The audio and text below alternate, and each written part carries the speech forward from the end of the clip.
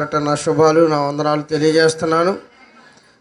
ప్రియమైన దేవుని బిడ్డలారా, పెద్దగారు చెప్పినట్టుగా అన్నిటినీ అందరము కలిసికట్టుగా పని చేసుకుంటూ ఐక్యత, సమాధానాలు, ఓర్పు, సహనాలతో ఏ ఒక్కరము హెచ్చించుకోకుండా, ఏ ఒక్కరు మనస్పర్ధలు పెట్టుకోకుండా, ఏ ఒక్కరు కక్ష క్రోధాలతో కాకుండా అందరూ ఆమోదయోగ్యంతో ప్రతి ఒక్కరు కూడా సంఘాన్ని ఈ విధంగా ముందుకు నడిపించాలని మరొకసారి ప్రభు పేట నేను వారిని కూడా కోరుకుంటున్నాను. అండ్ పని చేస్తున్నప్పుడు, నడిపిస్తున్నప్పుడు 100, 150, 200 మందితో పని కనుక ఒక్కొక్కరు ఒక్కొక్క మాట అంటూ ఉంటారు. చెవుడికి అప్పలైపోవాలని చెప్పాను. అలా కొన్ని వినండి, కొన్ని విని విడిచిపెట్టేవారుగా ఉండండి. సంఘానికి ఉపయోగకరమైన మాట మీరు పట్టించుకోండి. ఇది సంఘానికి ఉపయోగం లేదన్నది వదిలేయండి. ఎందుకంటే కొంతమంది చేసేవారుని చేయనివ్వని వారు ఉంటారు. ఎందుకంటే అందరి మనస్తత్వాలు ఒకలా ఉండవు కనుక అందరూ కలిసికట్టుగా, ఇందులో పెద్దలని గొప్పేం కాదు, పాస్టర్ గారని గొప్పేమీ కాదు. అందరము దేవుని యొక్క రక్తంలో కడగబడిన దేవుని యొక్క పిల్లలం. అందరికీ ఒకే పౌరసత్వం, అందరికీ ఒకే పరలోకం, అందరికీ ఒకే కిరీటం. ఏమండి, ఈ విషయాన్ని మీరు గుర్తుంచుకోండి. తుడిచేవారిది ఏ స్థితి అయినా, బోధించేవాడు బోధిస్తున్నా అందరము దేవుని పరిచారకులమే. తుడిచిన ఆయన అంత గొప్పవాడు, బోధించిన ఆయన కూడా అంత గొప్పవాడు. ఇద్దరు ఈక్వాలిటీ. క్రైస్తవంలో ఉన్నదే ఈక్వాలిటీ. కనుక ఇందులో కులమత భేదాలు ఉండకూడదు, ధనవంతులు దరిద్రులు అనే భేదాలు ఉండకూడదు, హెచ్చు తగ్గులు అస్సలే ఇందులో ఉండకూడదు. అండ్ దేవునికి విరోధపరిచే ఏ కార్యక్రమాన్ని ఇందులోనికి తీసుకొచ్చేవారుగా ఉండకూడదు. నలుగురు ఆమోదయోగ్యంగా అందరూ అండ్ ఒక మాట అనుకుని కలుపుకుని ఎదరికి కొనసాగిస్తేనే ఏదైనా ఎదరికి వెళ్ళద్ది. మంట వేయాలంటే అంతసేపు అండి కట్టడం చాలా గొప్ప విషయం, పడగొట్టడం పెద్ద పని కాదు. కనుక మనం కట్టే పనిలో ఉన్నప్పుడు దేవుడు కూడా మనం వెనుకుంటేనే కానీ ఈ కార్యాలన్నీ జరగవు. ఆయన ఉండాలి ముందు. చాలామంది యూట్యూబ్లో భోజనాలు పంచుతున్నప్పుడు వీడియోలు తీసుకుంటున్నారని చాలామంది యవనస్తుల పిల్లలు కూడా అనుకుంటున్నారు.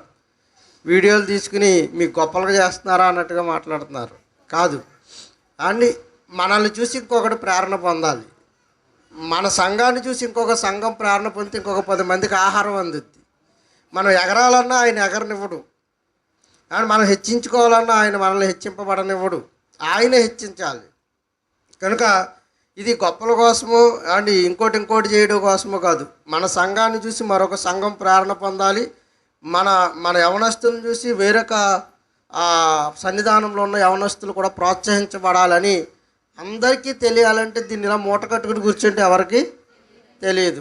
దాన్ని విశదీకరించి అనేకులకు తెలియజేస్తేనే అది విస్తృతం అవుతుంది. కనుక ఇది ఆ ఇంటెన్షన్తో చేస్తున్న పనే తప్ప మన గొప్పల కొరకు, మన పేరు ప్రఖ్యాతుల కొరకు చేస్తున్న పని కాదు. చాలామంది వీడియో దిగడానికి కూడా చాలా ఇబ్బంది పడిపోతున్నారు.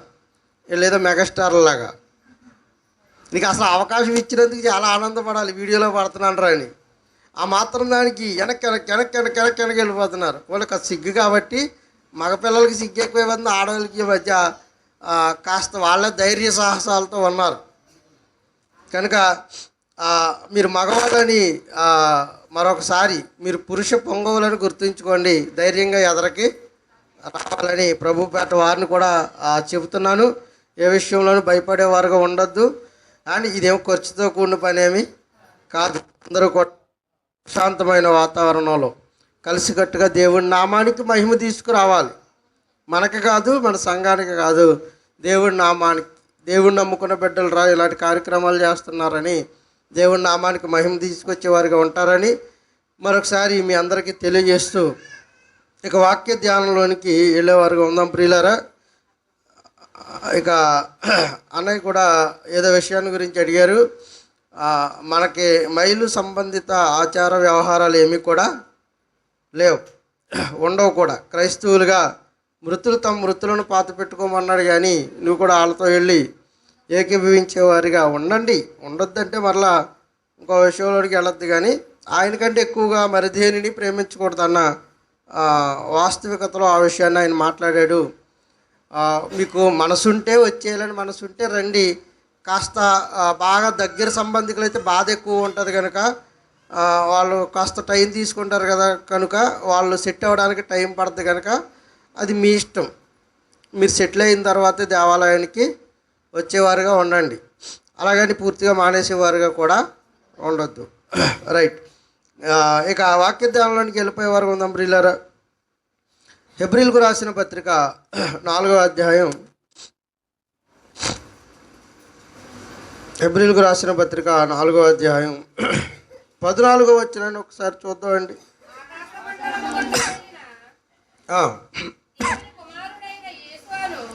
దేవుని కుమారుడైన యేసు అను గొప్ప ప్రధాన యాజకుడు మనకు ఉన్నాడు గనుక మనము ఒప్పుకొనిన దానిని గట్టిగా చేపట్టుకుని ఉండాలి అన్నాడు అపోస్తలుడైన పౌలు గారు. హెబ్రీ సంఘానికి, హెబ్రీలో ఉన్న జనాంగానికి తన మాటలను తెలియజేస్తూ యేసుక్రీస్తు వారి యొక్క ఆ రాకడ, ఆయన పునరుద్ధాన వైభవాన్ని గురించి మాట్లాడుతూ మనం ఒప్పుకొనిన దాన్ని ఎలా పట్టుకోవాలన్నాడు? గట్టిగా చేపట్టాలి.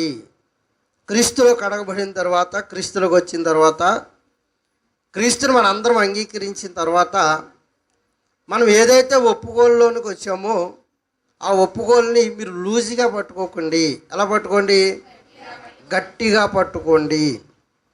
ఏదైనా భయంకరమైన లోయలో పడిపోయామనుకోండి ప్రియులారు, ఈ పడిపోయిన ఈ లోయలోనికి మనల్ని లాగటానికి తాడు సహాయం అవసరం. ఈ తాడు సహాయాన్ని వేసినప్పుడు లూజ్గా పట్టుకుని ఎక్కుతారా, చాలా టైట్గా పట్టుకుని ఎక్కుతారా? ఎలా పట్టుకుంటాం? గట్టిగా పట్టుకోవాలి, లేదంటే ఏమైపోతాం? జారిపోతాం. అలాగే క్రీస్తు విశ్వాసంలో కూడా మీరు ఎలా ఉండాలంటే ఆ విశ్వాసాన్ని గట్టిగా పట్టుకోవాలి. ఈ మధ్యలో చాలా తుఫాన్లు వస్తాయి, వరదలు వస్తాయి, అనరాని మాటలు వస్తాయి, మన మీద అపనిందలు వస్తాయి. అందుకే దాన్ని ఎలా పట్టుకోవాలన్నాడు? వదిలేస్తావేమో వీటన్నిటిని బట్టని చాలా గట్టిగా టైట్గా పట్టుకోండి అన్నాడు. అలా గట్టిగా పట్టుకుంటేనే మనం ఏం చేయబడతామంటే రక్షింపబడతాం. ఆ లోయలో ఉన్న తాడును గట్టిగా పట్టుకుంటేనే మనం మరలా తిరిగి గమ్యమైన పైకి చేరగలుగుతాం. అండి, ఆ తాడుని ఎప్పుడైతే గట్టిగా పట్టుకుంటామో మనకి ఇక జారిపోతామన్న భయాలకు మనం గురి కావాల్సిన అవసరత లేదు. ఎందుకు ఈ విషయాన్ని వారితో మాట్లాడుతున్నాడంటే ఆ సంఘంలో వారు చాలామంది మధ్యలో వదిలేసిన వారు ఉన్నారు, ఆ సంఘంలో విశ్వాసం మీద నిలబడిన వారు ఉన్నారు, ఆ సంఘంలో ఆ త్రాడును, ఆ విశ్వాసాన్ని గట్టిగా పట్టుకొనని లూజ్ జాబితా ఉంది. కనుక వారి విషయాన్ని ప్రస్తావిస్తూ అంటున్నాడు ఆయన, మీరేం చేయండి అంటే ఆ విశ్వాసాన్ని మీరు ఎలా పట్టుకోండి? గట్టిగా పట్టుకోండి, గట్టిగా చేత పట్టుకోండి, గట్టిగా చేత పట్టుకోండి. ఎందుకంటే వదిలేసే అవకాశాలు ఎక్కువగా ఉంటాయి. లూజ్గా పట్టుకుంటే ప్రమాదం. మళ్ళీ ఎక్కడికి పడిపోతామయ్యా అంటే ఆ భయంకరమైన ఆ లోతులోనికి, ఆ గొయ్యలోనికి మనం పడిపోయామనుకోండి ప్రియులరా, ఇక తాడేసిన అందని వారిగానే ఉండిపోతాం తప్ప మనల్ని రక్షించే నాథుడు ఇంకెవరు కూడా ఉండరు. మనల్ని రక్షించే నాథుడు ఇంకెవరు కూడా ఉండరు. అందుకే దీన్ని ఏం చేయాలంటే గట్టిగా చేత పట్టుకోండి అన్నాడు. గట్టిగా చేత పట్టండి. దేన్ని? మీ యొక్క విశ్వాసాన్ని. ఎందుకు ఇలా చెబుతున్నాడంటే ప్రియులారా, ఈ యొక్క ఆయన నమ్మిన తర్వాత, ఆయనను విశ్వసించిన తర్వాత, ఆయన వల్ల మేలు పొందిన తర్వాత కూడా చాలామంది దేవుడిచ్చిన ఈ గొప్ప సదవకాశాన్ని మధ్యలో వదిలేసుకుంటున్నారు. దేవుడిచ్చిన ఈ గొప్ప వైభవాన్ని చేజేతులారా నాశనం చేసుకుంటున్నారు. చేజేతులారా వాళ్ళే కాళ్ళ తన్నుకుంటున్నారు. అలా తన్నుకున్న వారిలో మొట్టమొదటి ప్లేస్లో ఉంటాడు ఇస్కరియోతు యోధ.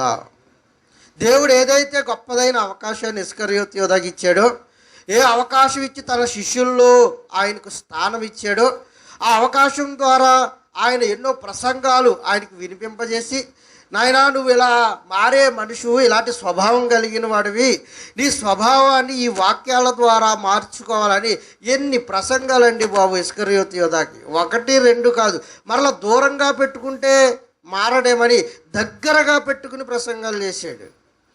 దగ్గరగా పెట్టుకొని ఏం ఉంటే మనం దేవుణ్ణి చేరతామో, ఏమి లేకపోతే మనం దేవుణ్ణి చేరగలమో సమస్తము బోధించాడు. ఎందరో వాక్యాల ద్వారా పొట్టి జక్కయ్య దాని ఇస్కరియోతు యోధాకు పాఠం అండ్ ఎన్నో రోగాలు కలిగిన వారు ఇస్కరియోతు యోధాకు పాఠం. అండ్ సమరయ స్త్రీ ఇస్కరియోతు యోధాకి పాఠం. ఏషావు యాకోబు లాంటి భక్తులని కొత్త నిబంధనలో ప్రస్తావిస్తూ ఇస్కరియోతు యోధాకు పాఠం నేర్పాడు. బిలామును ప్రస్తావించి పాఠం నేర్పించాడు. అని మరొక ఆయన ఉన్నాడు, ఆ వెండి బంగారాల కొరకు పరిగెట్టిన ఆయన గెహాజీని చూపించి పాఠం నేర్పించాడు.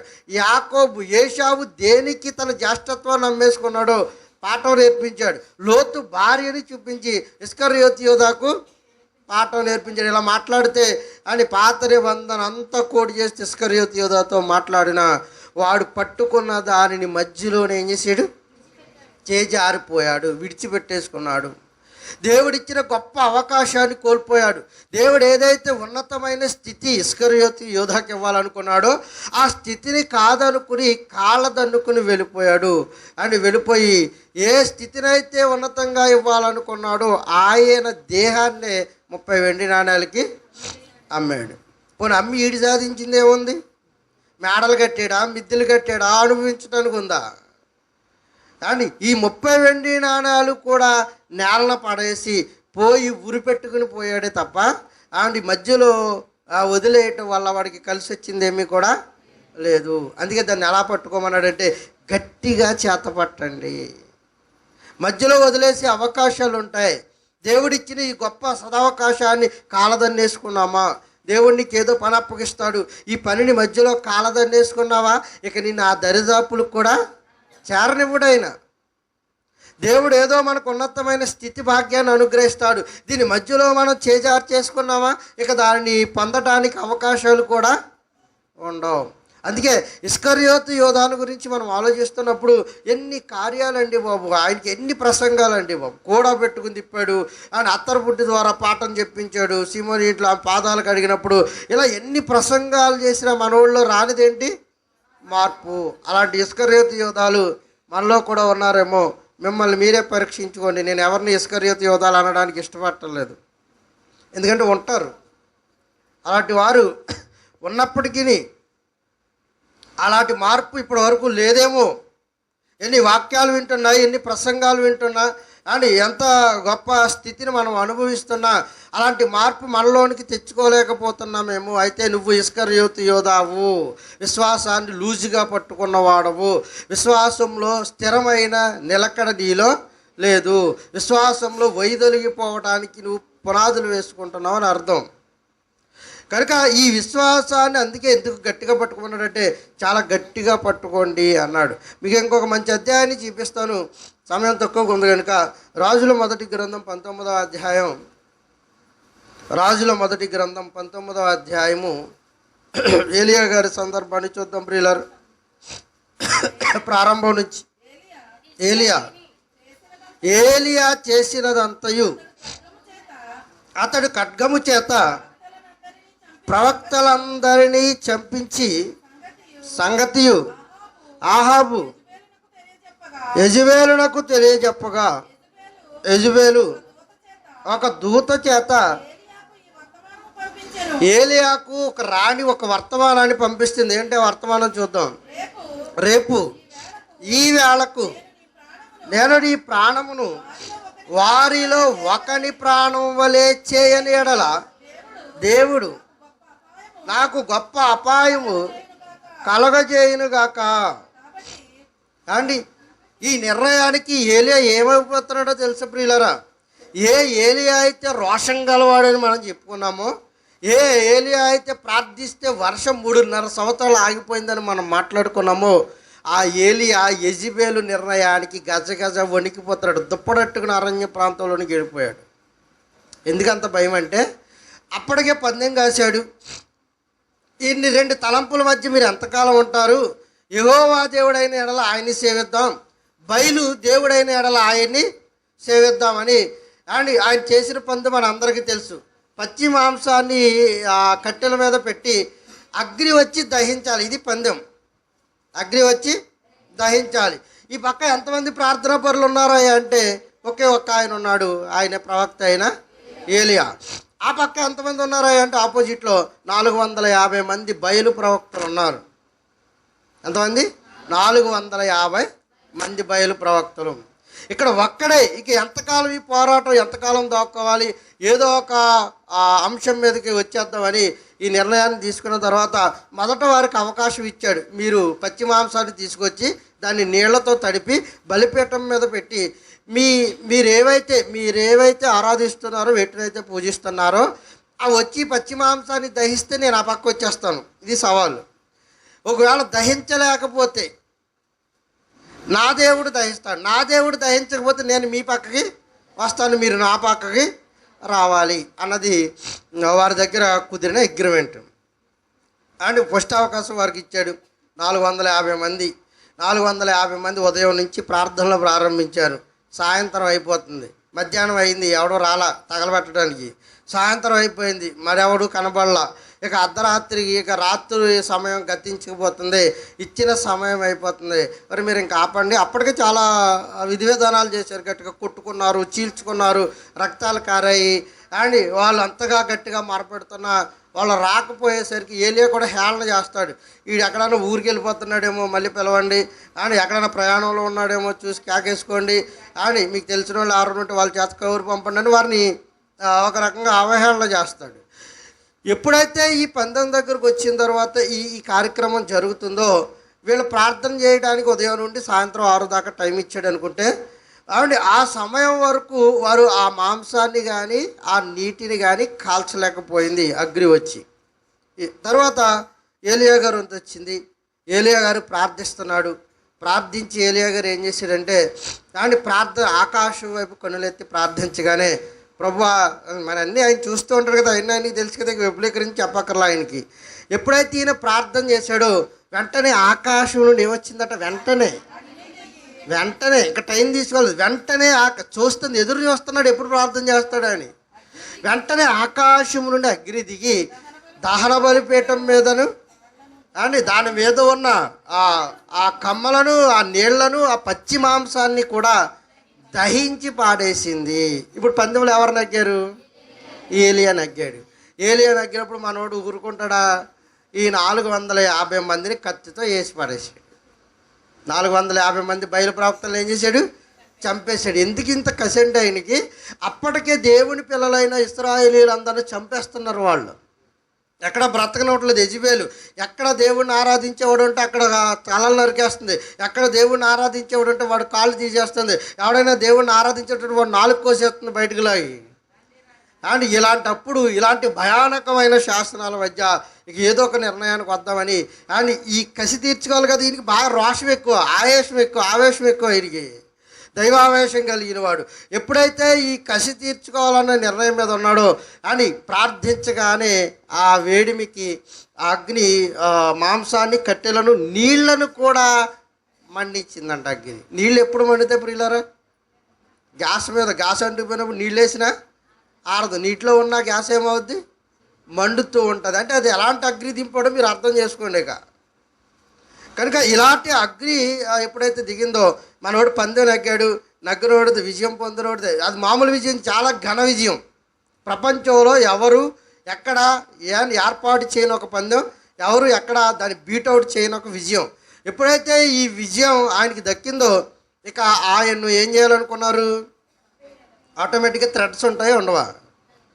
ఖచ్చితంగా ఆపోజిట్ పర్సన్ నుండి థ్రెడ్ ఉంటుంది. ఎరా మా వాళ్ళందరినీ ఇలా చేసేవంట, నువ్వు రేపటికి ఏమైపోతావో చూడు, తెల్లారికి ఏం చేసేస్తామో చూడు, తెల్లారికి నిన్ను మసిపూసి మారేడిగా చేసేస్తాం, తెల్లారికి గోతులో కప్పెడతాం. ఒక్కొక్కడు ఉంటాడు, ఈ కొట్టలేడు, కొట్ట పెట్టినాడు అంట, సామెతలు ఉంటాయండి, మనకు వద్దులేండి అవి.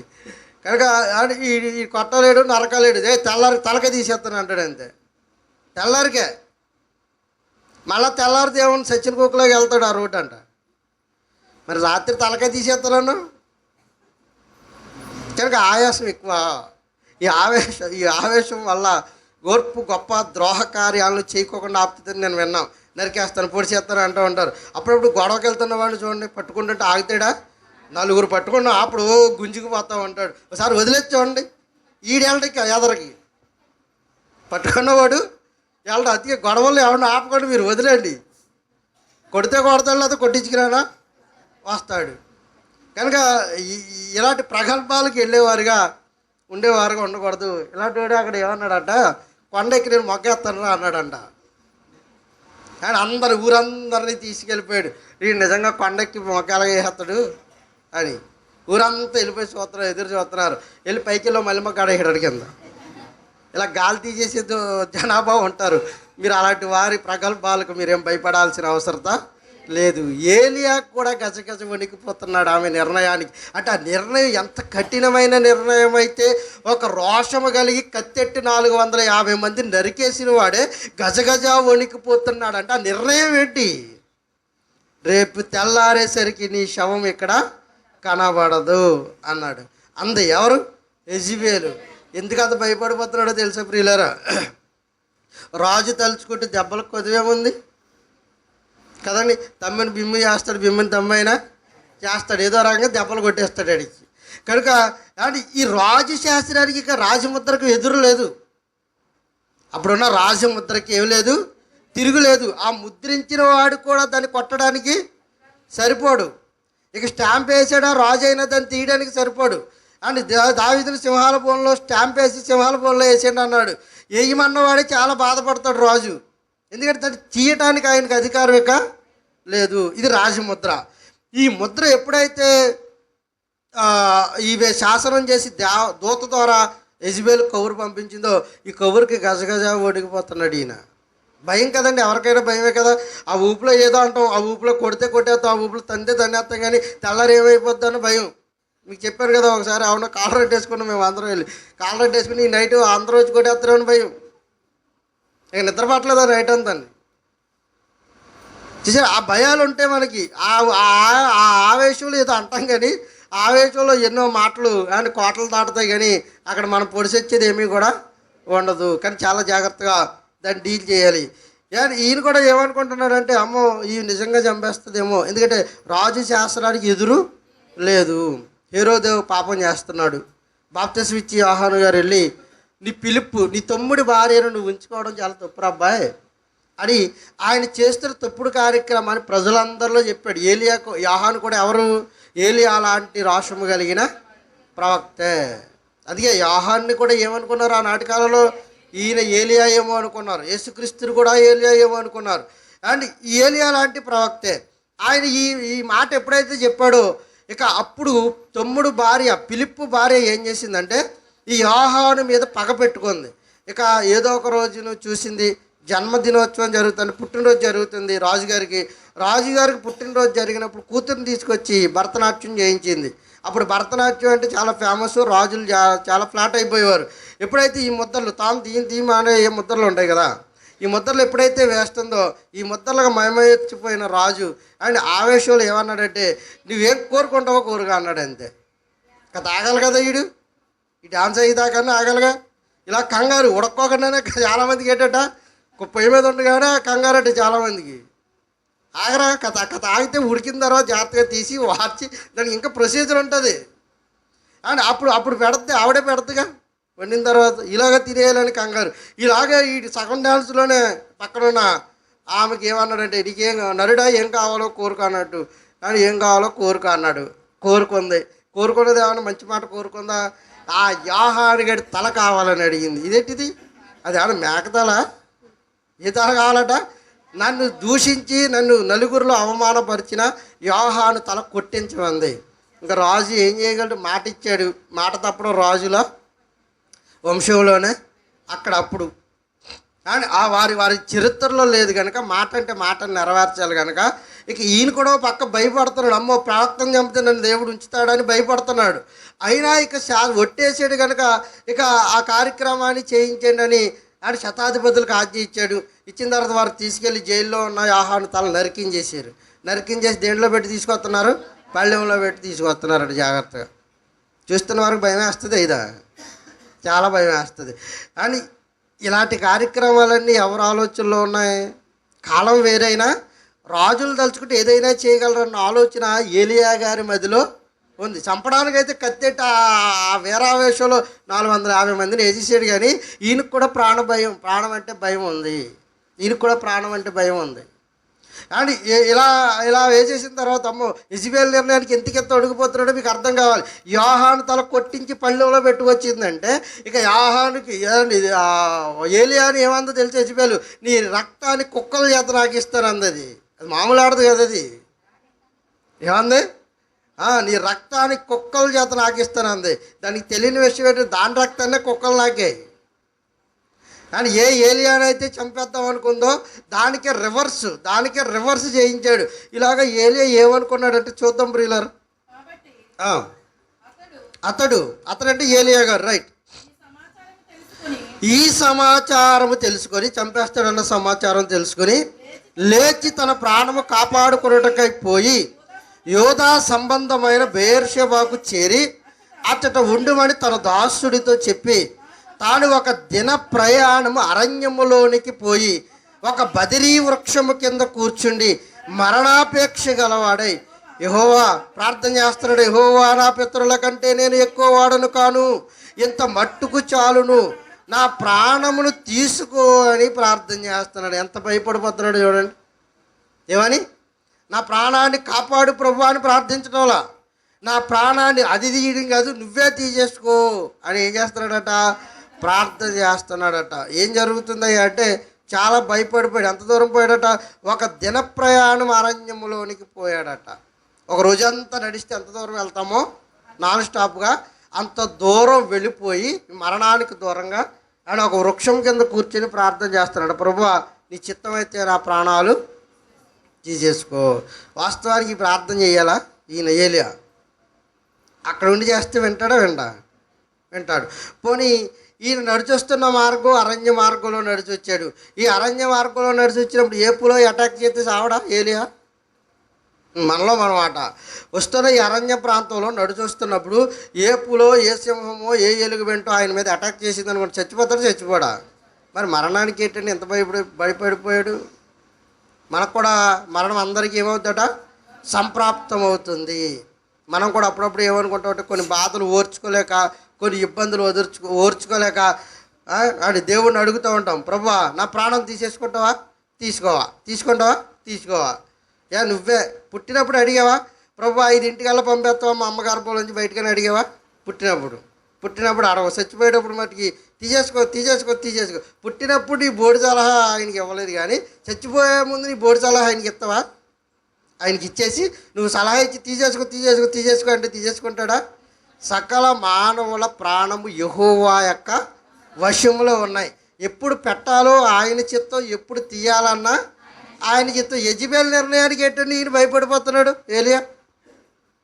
యెహోవా దగ్గర కదా ప్రాణాలు ఉన్నాయి అని యెజబెల్ అనుకుంటే చేస్తాడా, యెహోవా అనుకుంటే చచ్చిపోతాడు ఏలియా.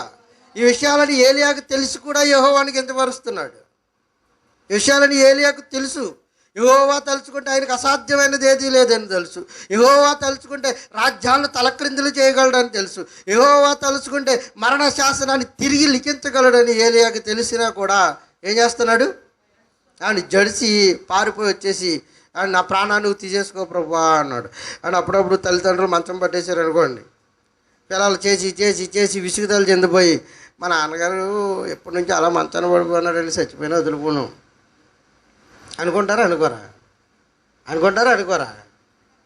ఎప్పటి నుంచో ఏమయ్యాడట, మంచం పట్టేసాడట. ఇప్పుడు ఏమైపోవాలట, చచ్చిపోవాలట.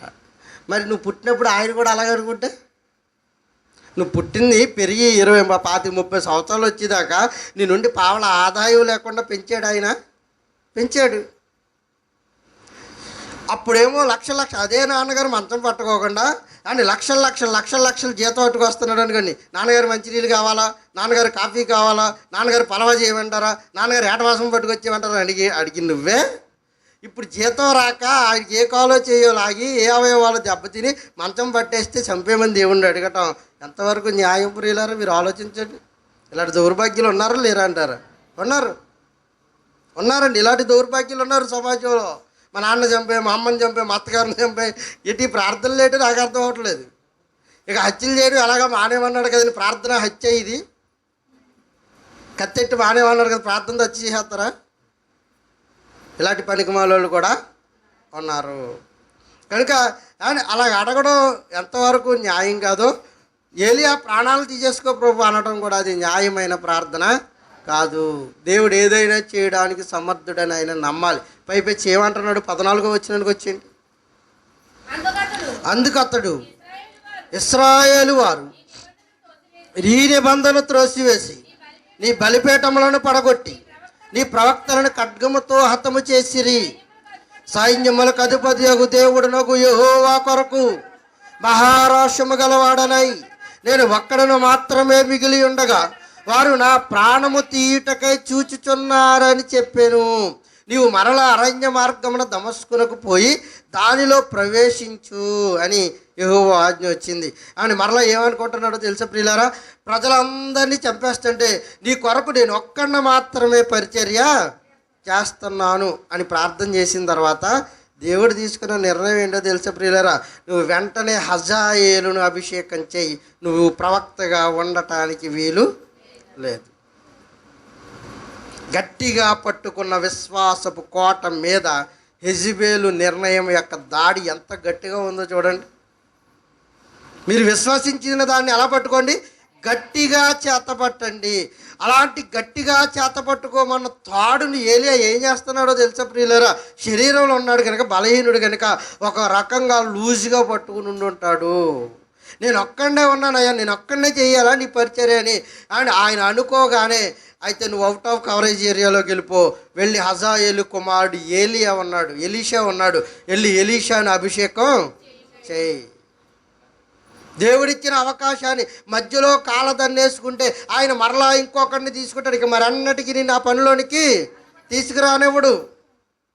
అని ఏలియా ఏమైనా ముసలోడా? ఏలియాకి ఏమైనా కాళ్ళు అంగిపోయాయా? ఏలియాకి ఏమైనా కనుచూపు మందగించింది? అప్పటికి ఏమీ లేదు, బాగానే ఉన్నాడు. అయినా భయం. దేవుడు కాపాడగలడన్న ప్రార్థన చేస్తే బాగుండు. ఈ ప్రార్థన చేయడానికి బదులుగా నా ప్రాణాన్ని తీసేసుకొని ప్రార్థన చేయడం ఒక తప్పు అయితే, నేను ఒక్కడే ఉన్నానయ్యా అని తనకిచ్చిన పనిని మధ్యలో చేజార్చుకుని వదిలేసుకున్నాడు. ఎవరు? ఏలియా గారు. ఎవరికి పోయింది? వెంటనే నువ్వు ఇంకొక ప్రవక్తని అభిషేకం చేయి. అతడే ఎవరు? ఏలియా యొక్క శిష్యుడైన ఎలీషాని అభిషేకం చేయి అని ఈ అభిషేకం కాస్త ఎవరి మీదకి వెళ్ళిపోయింది? ఇప్పుడు ఎలీషా గారి మీదకి వెళ్ళిపోయింది. కనుక ప్రియులారా, దేవుడు ఆయన ఇచ్చిన పనిని మధ్యలో మనం కాలదన్నేసుకునేవారుగా ఉంటే ఒకవేళ చాలా ఇరుకుల ఇబ్బందులు పడిపోతాం. దేవుడు మనకి ఏదైతే నమ్మకత్వంతో మనకు పని అప్పగించాడో, ఏ పనినైతే మనల్ని తుదముట్టించమన్నాడో, ఏ పని కోసం అయితే నిన్ను నిర్ణయించుకున్నాడో ఆ పనిని చేతులారా విడిచిపెట్టేసుకునేవారుగా మనం ఉండకూడదు. ఏలియా అలాగే అనుకున్నాడు. నేను ఒక్కడనే ఉన్నాను అనుకున్నాడు. ఇక ఎవరు ఉండరు ఆయన కొరకు. నేను పక్కుంటే నీ కొరకు పనిచేసేవాడు ఎవడు లేడు ప్రభు అంటే, నువ్వు ఒక్కసారి పక్కుంటే 7,000 మంది నేను మరలా నిలబెడతావు. ఒక్కసారి నువ్వు పక్కుండు, అవుట్ ఆఫ్ కవరేజ్ ఏరియా ఎక్కడ నా కొరకు పని చేయడానికి ఇక 7,000 మంది పురుషులు జనాంగం సిద్ధంగా ఉన్నారు. ఏలియా నేనే చేయాలనుకుంటున్నాడు. కాదు, నీకంటే గొప్ప వారిని నేను నిలబెడతాను, నీకంటే గొప్పగా నేను నిలబెడతాను అని ఏలియాకు ఒకంత ఆత్మ అయితే ఎలీషాకి 2 ఆత్మని ఇచ్చాడు. 2 ఆత్మ. ఏలియా ఒక కార్యం చేస్తే ఎలీషా డబల్ కార్యాలు చేశాడు. అని ఏలియా 7 కార్యాలు చేశాడు కూడా ఎలీషా 14 కార్యాలు చేయడానికి ఎలీషాకు అభిషేకం ఇచ్చాడు. ఇచ్చిన అభిషేకాన్ని కాలదన్నేసుకోవడం ఎందుకు ప్రియులారా? ఈరోజు చాలామంది ఇరుకులు, శోధనలు కష్టాలు, కన్నీళ్ళ మధ్య దేవుడిచ్చిన సదావకాశాన్ని కోల్పోతున్నారు. మధ్యలో తన ప్రాణాల సైతం ఏం చేసుకుంటున్నారు? తీసేసుకుంటున్నారు. మానవ జీవితంలో ఇంకొక పేజీ ఉందని మర్చిపోకండి. ఈ పేజీలోనే నిలబడి ఈ పేజీ దగ్గరే నువ్వు ఆలోచించావా? నీ జీవితం ఇప్పుడే ముగించేసుకోవాలనుకుంటావు, ఇప్పుడే చావులోనికి వెళ్ళిపోవాలనుకుంటావు. ఒక్కసారి పేజీ తిప్పి చూడు, పరిస్థితులే మారిపోతాయి. ఎప్పుడు పడిపోయిన కూడా పడిపోయినట్టుగానే ఉంటుందా? ఏదో ఒక రోజు కట్టబడద్ది. ఈరోజు నీ యొక్క కుటుంబంలోనికి, నీ యొక్క కాపురంలోనికి, ఈ యొక్క స్థితిలోనికి భారీ సమస్య వచ్చిందండి. ఇది ఎవడు తీర్చలేడు, ఇక నాకు సావే చరణ్యము అన్న స్థితిలోనికి మీరు ఎప్పటికీ వెళ్ళొద్దు ప్రియులారా. ఎందుకంటే తెల్లారేసరికి పరిస్థితులను ఆయన మార్చేయగలిగిన సమర్థుడు. మార్చేస్తాడు. ఆగితే మార్చేయడా? యోబుకు అన్నీ ఇచ్చిన వాడికి అండ్ అన్నీ మరలా తీసుకుని పోతున్నాడు. అన్నీ తీసుకుపోతున్న యోబు నా ప్రాణం తీసేసుకొని ఎక్కడైనా అడిగాడా? అడగలేదు. ఓర్పు కలిగిన వాడు యోబు. ఆయన పాఠం గురించి చదువుతుంటే ఈ ఓర్పు ఏంటి, ఈ సహనం ఏంటి అనుకుంటాం. అమ్మో ఇంత సహనశీలు కలిగిన వాడు, ఇంత గొప్పవాడు ఏంటి అనుకుంటాం. అప్పటికి భార్య ప్రేరేపిస్తుంది, వీళ్ళు ఆత్మహత్య చేసుకోవచ్చు కదా, చచ్చిపోమని సలహా ఇస్తుంది భార్య.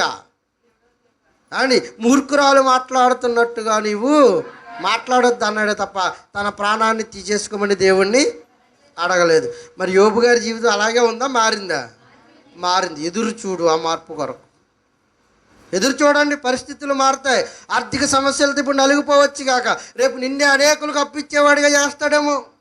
ఈరోజు నీకు గృహం లేక కొట్టుమిట్ట ఆడొచ్చు కాక నీవే అనేకులకు నివాస స్థలంగా మారుతావేమో. ఈరోజు నీకు అని బంధుబలగం కండబలం నీకు లేకపోవచ్చు కాక రేపు అనేక జనాంగాన్ని నీ వెంబడి నడిపిస్తాడేమో. ఏమో ఎవరికి తెలుసు.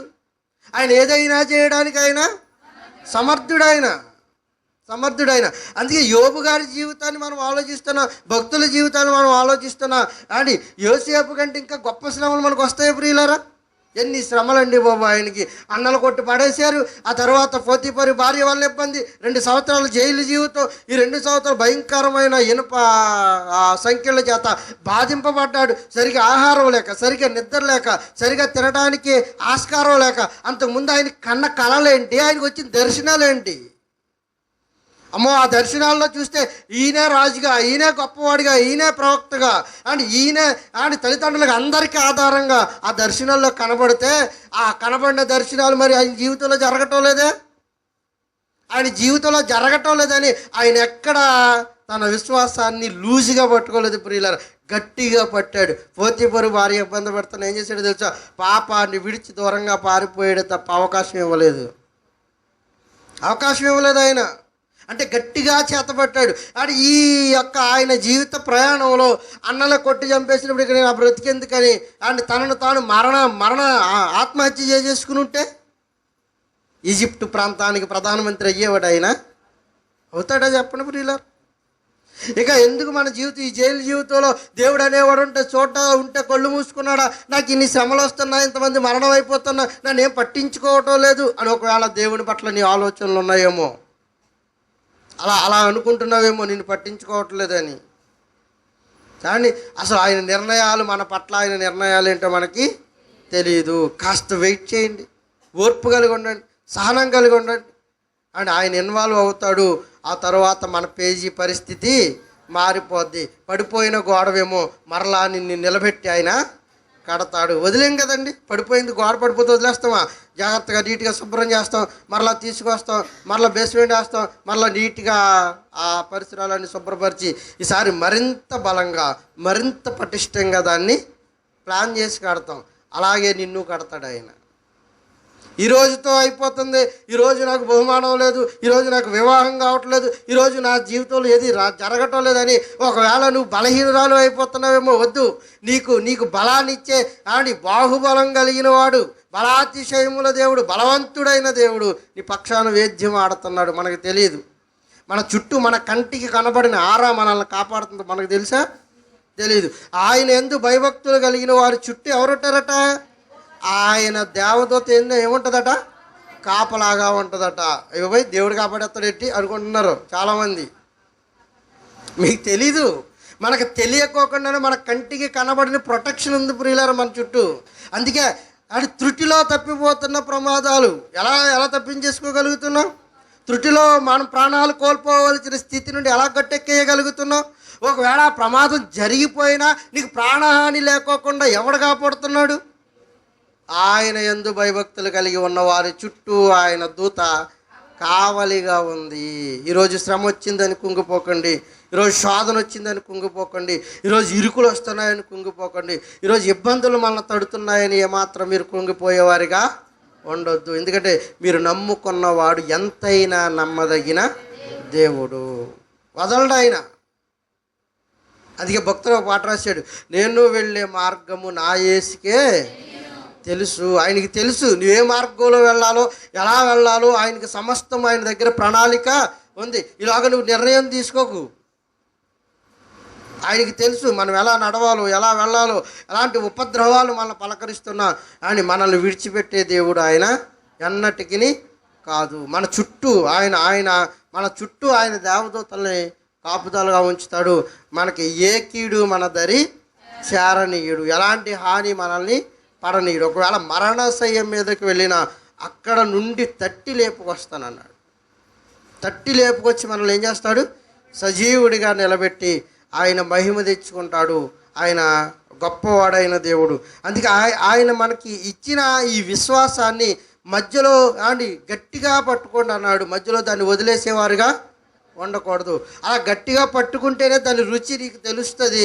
మధ్యలో వదిలేస్తే దాని రుచి మనము ఎరగం. ఇదివరకు బావులు తవ్వేవారు, పెద్ద పెద్ద బావులు పూర్వకాలం. ఇప్పుడు కుళాయిలు వచ్చినాయి కాబట్టి ఇప్పుడు అవి లేవు, కానీ పెద్ద పెద్ద బావులు తవ్వేవారు. అని ఈ బావులు తవ్వుతున్నప్పుడు కొంత దూరం వెళ్ళిన తర్వాత అంతా మట్టే ఉంటుంది. ఆ కింద పెద్ద పెద్ద బండరాళ్ళు, పెద్ద పెద్ద కొండరాళ్ళు తగిలేవి. ఈ కొండరాళ్ళు బండరాళ్ళు తగిలినప్పుడు వారు వాటిని విడిచిపెట్టేసేవారా, తవ్వేవారా? కొండరాళ్ళను బద్దలు కొట్టుకుంటూ తవ్వేవారు. ఎందుకంటే ఇంత దూరం వచ్చిన తర్వాత ఇంకా కాస్త దూరం వెళితే ఏమొస్తుంది? మనం దేని కొరకే ఎదురు చూస్తున్నామో ఆ నీరు వస్తుంది, దీన్ని వదలకూడదని త్రవ్వి త్రవ్వి త్రవ్వి ఎప్పటి వరకు తవ్వేవారంటే నీరు వచ్చేటంతటి వరకు తవ్వేవారు. మధ్యలో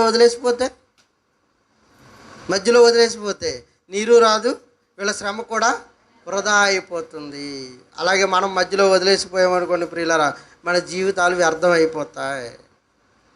అందుకే ఆయన చేసే కార్యాల కొరకు ఓపికతో ఎదురు చూడండి అన్నాడు. ఓపిక కలిగి ఎదురు చూడాలి. ఇంకెప్పుడు చేస్తావు ప్రభు అని అడక్కో, చేస్తాడు అని ఎదురు చూస్తూ ఉండు. చేస్తాడు ఆయన.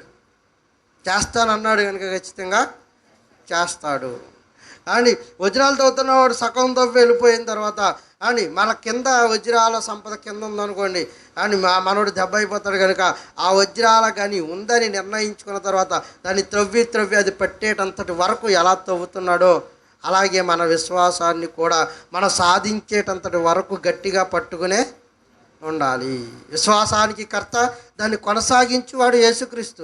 ఆయన మరణించి మనందరి కొరకు తన విమోచన క్రయధనముగా తన రక్తాన్ని కార్చేటంతటి వరకు ఎక్కడా తన విశ్వాసంలో అయినా సడలిపోలేదు. మరలా పరలోక రాజ్యం వెళ్ళి ఇదిగో నా వలె మీకు మహిమ దేహాలు ఇచ్చి లేపుతాను, మీరు విశ్వాసంలో బలమైన వారుగా ఉండండి అన్నాడు. అందుకే మన నిరీక్షణ, విశ్వాసం అనేది నిరీక్షింపబడు వాటి యొక్క నిజస్వరూపం. దాన్ని ఓర్పు సహనం కలిగి దాన్ని కొనసాగించడానికి మనము ఎదరకు వెళ్ళిపోయేవారుగా ఉండాలి తప్ప మధ్యలో ఈ తాడును విడిచిపెట్టామో అధో పాతాళానికి వెళ్ళిపోతామని గ్రహించాలని ఈ కొద్ది మాటలు ఆయన వినుకుడులు ఆశీర్వదించి దీవించునుగాక. కడలేని కడలి తీరము ఎడమాయ కడకు నా బ్రతుకు నా కడలేని. అందరూ మోకాళ్ళు వద్దాం ప్రియులారా. నా బ్రతుకు నా గురిలేని పైన వేరుగా, గురిలేని వేరుగా నా ఎదుటే నిలిచే నా ప్రభు, నా ఎదుటే నిలిచేవా నా ప్రభు. నిన్ను వెళ్ళే మార్గము నా యేసుకే తెలియును, నిన్ను వెళ్ళే మార్గము నా యేసుకే. శోధింపబడిన మీదట నేను సువర్ణమై మారెను, శోధింపబడిన నేను సువర్ణమై మారెదను. హల్లెలూయా హల్లెలూయా హల్లెలూయా ఆమేన్ ఆమేన్ హల్లెలూయా. ప్రతి ఒక్కరము కూడా కళ్ళు మూసుకొని పరలోకమందున్న దేవాతి దేవుణ్ణి అడుగుదాం ప్రియులారా. ఆయన మాత్రమే మన కష్టాలను తీర్చగలిగిన దేవుడని, ఆయన మన శోధనలు ఇరుకులు ఇబ్బందులు తొలగించగలిగిన దేవుడని ప్రతి ఒక్కరూ కూడా ఆయన స్తుతించి మహిమపడతాం ప్రియులారా. జలములలో పడి అగ్నిలో నడిచినవి మనల్ని కాల్చుకోకుండా కాపాడే దేవుడు. జలముల పడి అవి నా మీద పారవు, జలముడి అవి నా మీద అగ్ని అగ్నిలో నేను నన్ను జ్వాలలు జ్వాలలు నన్ను కాల్చజాలవు. హల్లెలూయా హల్లెలూయా హల్లెలూయా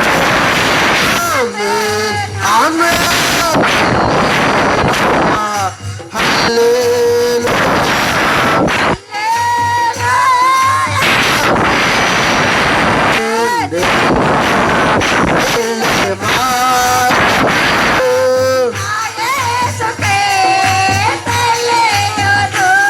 అందుకే మన విశ్వాసం కొనసాగించేవారు ఉండాలి.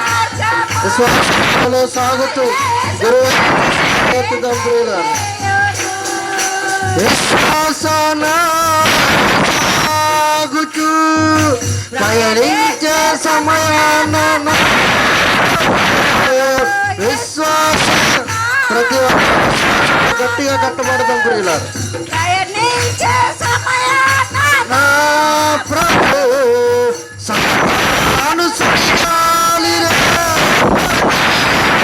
సాతాను సుడిగాలి ఎన్నో ఇరుకుల ఇబ్బందులతో వాడు సుడిగాలి రేపుతాడు.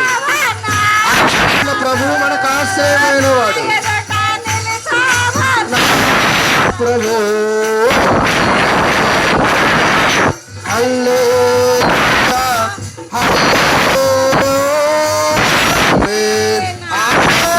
హల్లెలూయా హల్లెలూయా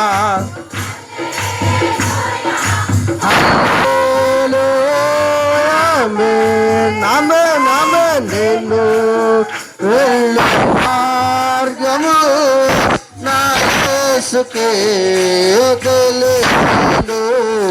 నేను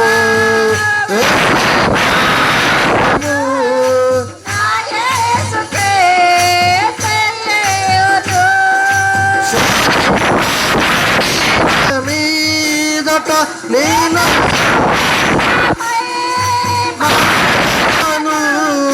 సాధింపబడిన నేను మారేగా. హల్లెలూయా హల్లెలూయా హల్లెలూయా ఆమేన్ ఆమేన్ హల్లెలూయా హల్లెలూయా ఆమేన్. దేవునికి మహిమ కలుగును గాక. సకల ఆశీర్వచన స్తోత్రములకు కారణభూతుడు ఆ మమ్మల్ని కన్న తండ్రి. అయా నీ బిడ్డలందరూ స్తుతించారు, ఆరాధించారు, సన్నిధించారు తండ్రి. మా హృదయాలను హత్తుకునే మాటలు ఈ లేఖనాల్లోండి మేము ఆలోచించామయ్యా. మా విశ్వాస నావను కొనసాగించకుండా మధ్యలోనే విడిచిపెడుతున్నామేమో. అవును నాయనా. సాతాను రేపుతున్న సుడిగాలులకు, సాతాను చూపిస్తున్న ఇరుకులకు, ఇబ్బందులకు, శోధనలకు నీ బిడ్డలు తల్లడిల్లిపోతున్నారేమో. ఏలియా తల్లడిల్లిపోయినట్టు అయ్యా బిడ్డలకు ఆవరించండి. కంచుకోటగా మీరుంటారన్న లేఖనాలు నీ బిడ్డలు ఉన్నారు. ఆయన ఎంత భయభక్తులు కలిగిన వారందరి చుట్టూ తన దూత కావులాగా ఉంటుందని నీ మాటలు విన్నారయ్యా. ఇదిగో నేను ఎంతో బలాన్ని చేకూర్చే మాటలు, చెదరిపోయిన గుండెను దరికి చేర్చే మాటలు. ఇదిగో నేను బంధువులు లేకపోయినా, స్నేహితులు లేకపోయినా, నాన్న వారు పట్టించుకోకపోయినా బలమైన దేవుడు నీవు ఉన్నావని నీ బిడ్డలకు నీవు ఇస్తున్న భరోసా చాలా విలువైనది ప్రభు. అందరు బలహీనులుగా మారి విశ్వాసంలో సడలిపోతున్నారేమో. వారి విశ్వాసాన్ని కట్టండి అయ్యా. వారిని బలవంతుడైన దేవుడు నీవు ఉన్నావని, మనుషుల మీద మేము ఆధారపడకూడదని, నువ్వు నీ మీదే మేము ఆధారపడాలని ప్రతి బిడ్డ నీ నామాన్ని గురించి తెలుసుకోవాలి, మీ యొక్క ఔన్నత్యాన్ని గురించి తెలుసుకోవాలి. అనేకులకు మీ నామ కీర్తిని వటింపచేయాలి. బిడ్డలందరినీ తీర్చిదిద్దండి, బలవంతులను చేయండి, బలహీనులుగా ఉంచొద్దు ప్రభువా. నువ్వు బలహీనుడు కాదు, బలవంతుడమైన దేవుడు. తండ్రి నీ బిడ్డలను ఆదరించండి, కనికరించండి, కృప చూపించండి. వారు చేసుకుంటున్న వ్యాపారాలు, పరిశ్రమలు, దినసరి కూలీలు, వారు చేసుకుంటున్న సమస్తాన్ని ఆశీర్వదించమని అడుగుచున్నాను. ఆశీర్వదించి బలభరితము చేయండి అయ్యా. వారు చేసుకుంటున్న దుక్కుటెద్దులు, పాడి పంటలు, ఇదిగో వారు చేస్తున్న పశువుల వ్యాపారం, వారు చేస్తున్న పాల వ్యాపారాలను సమస్తాన్ని ఆశీర్వదించండి. నీ గిండె నిండి పొర్లుతుందని నీ లేఖనాలు మాట్లాడుచున్నాయి అయ్యా. అట్టి విధంగా నమ్మే స్థితిని బిడ్డలకు అనుగ్రహించండి తండ్రి. ఇదిగోనైనా ఆశీర్వాదాలతో నింపండి. యవనస్తులు ఉన్నారు, వృద్ధులు ఉన్నారు, బాలికలు ఉన్నారు, చదువుల్లోను, ఆరోగ్యాల్లోనూ సమస్త బిడ్డలైన వారికి మీ సహాయం వచ్చండి. బాలింతలు ఉన్నారయ్యా, చిన్న బిడ్డలు కలిగిన బిడ్డలు ఉన్నారు, చిన్న బిడ్డలు అనారోగ్య పరిస్థితులతో కొట్టుమిట్టాడుతున్న వారు ఉన్నారు, శరీర బిడ్డలు ఉన్నారు. ఆశీర్వదించండి, దీవించండి అయ్యా. పరిపూర్ణమైన స్వస్థత ఆరోగ్యాలు బిడ్డలందరికీ అనుగ్రహించమని అడుగుచున్నాను. నీ ఆదరణ గొప్పది, నీ కనికరము గొప్పది. కనికరము కలిగిన దేవా, నీ బిడ్డలందరినీ ఆదరించండి అయ్యా. ఆకాశం వైపు చేతులెత్తి ఇదిగోనైనా ఆకాశం వైపు తల ఎత్తడానికి ఇదిగోనైనా మా ధైర్యము సరిపోక నీ బిడ్డలు నేల వైపు తమ ఇదిగోనైనా తలను మోపడుతున్నారు.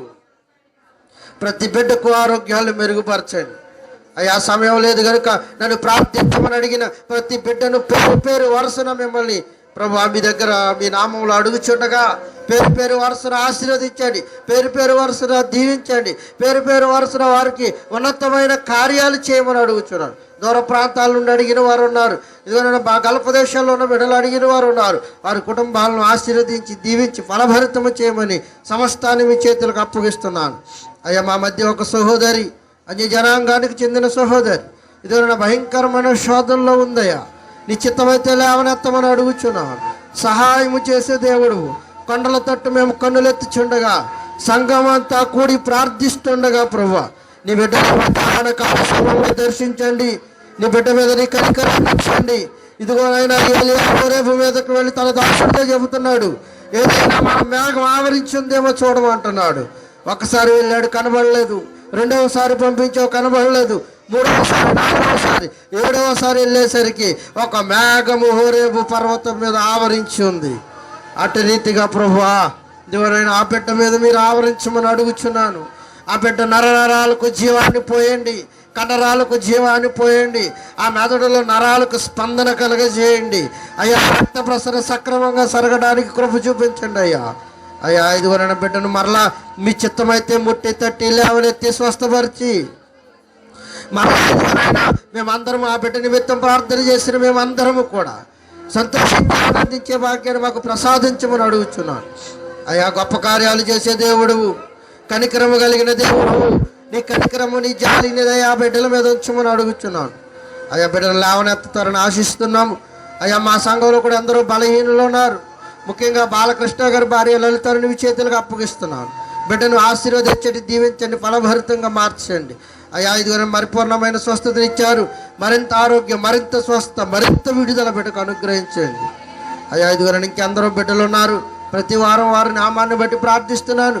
ఇదిగో ముఖ్యంగా వీరి కొరకే ప్రార్థించడానికి అవకాశం ఉంది కనుక నా తప్పులు మన్నించమని దేవా ప్రతి బిడ్డను ఆశీర్వదించి దీవించి, ఏ బిడ్డకు ఏ వ్యాధి, ఏ అవసరత, ఏ ఆక్రతలు ఉన్నాయో ప్రతి బిడ్డకు ప్రతి విధమైన వ్యాధిని మీ నామంలో లయము చేసి ప్రభు పరిపూర్ణమైన స్వస్థత ఆరోగ్యాలు నిమ్మని ఇదిగో నేను అనితాన్ని మీ చేతులకు అప్పగిస్తున్నాను. యవనస్తులైన బిడ్డ ఆ పేగు వరపును మీ చేతులకు అప్పగిస్తుండగా బలపరచండి, స్థిరపరచండి, ఆరోగ్యాన్ని మెరుగుపరచండి.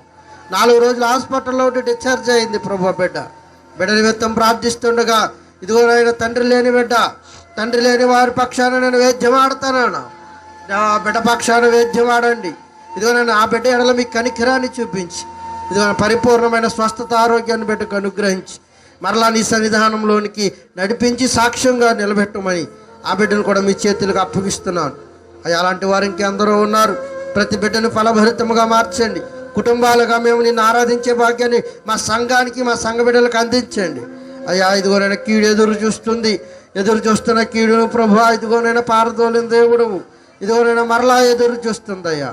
ఇదిగోనైనా మా సంఘం మీదకి కానీ, మా సంఘ బిడ్డల మీదకి కానీ ఇదిగో నేను ఏ విధమైన కీడు రానియక మీ చిత్తమైతే భద్రపరిచి నీ కంచి కాపుదలలో మీ అగ్ని వలయము చేత భద్రపరిచి రక్షించి కాపాడుతారని ప్రభు సమస్త బిడ్డలను కూడి ఉన్న యాజకత్వం దీనులు అల్పులు అభాగ్యులు ఎన్నికలేని వాళ్ళం మాకు నీ సేవను అప్పగించావు. విశ్వాసంలో అక్కడ వరకు దీన్ని గట్టిగా పట్టుకొని నడిపించగలిగిన శక్తి సామర్థ్యాలు మాకును నొసగమని కూడి ఉన్న సంఘ బిడ్డలను మా కుటుంబం చుట్టూ మీ రక్షక వలయాన్ని ఉంచమని ఏ కీడు మా కుటుంబాలను దారికి చేరనీయక ప్రభువా ఇదిగోనైనా మా కుటుంబాల చుట్టూ మీ అగ్ని వలయాన్ని కాపుదలు ఉంచుతారని ఆశిస్తూ సమస్త బిడ్డలను మీరు ఎక్కల చాటున భద్రపరిచి కాపాడి రక్షించమని మరలా వారం మేమందరము చేరుకొని మిమ్మల్ని సన్నతించి ఆరాధించే భాగ్యాన్ని మాకు ప్రసాదించమని సమస్త ఘనత మహిమ ప్రభావాలు మీకే అర్పిస్తూ తీసుకొచ్చిన పలహారాలను ప్రభువా నీ చేతులకు అప్పగిస్తున్నాను. ఏ బిడ్డలైతే దేని నిమిత్తం ఏ మేలు నిమిత్తం తీసుకొచ్చారో దానికంటే రెట్టింపు మేలు నీ బిడ్డలకు చేసి మరింత ఆ కుటుంబాల్లో మరింత పై స్థాయికి ఆ కుటుంబాలను తీసుకువెళ్ళమని పలహారాలను ఆశీర్వదించి దీవించి దాని నిమిత్తం ఖర్చు పెట్టిన దానికంటే రెట్టింపు ఖర్చుని రెట్టింపు భాగ్యాన్ని ఇదిగో నన్ను బిడ్డలకు ప్రసాదిస్తారని సమస్తాన్ని మీ చేతులకు అప్పగిస్తూ కొద్ది ప్రార్థన నాజరుడైన యేసు వారి నామంలో అడిగి వేడుకుని ప్రార్థిస్తున్నాను మా పరమ తండ్రి. Amen amen amen. అందరికీ వందనాలు.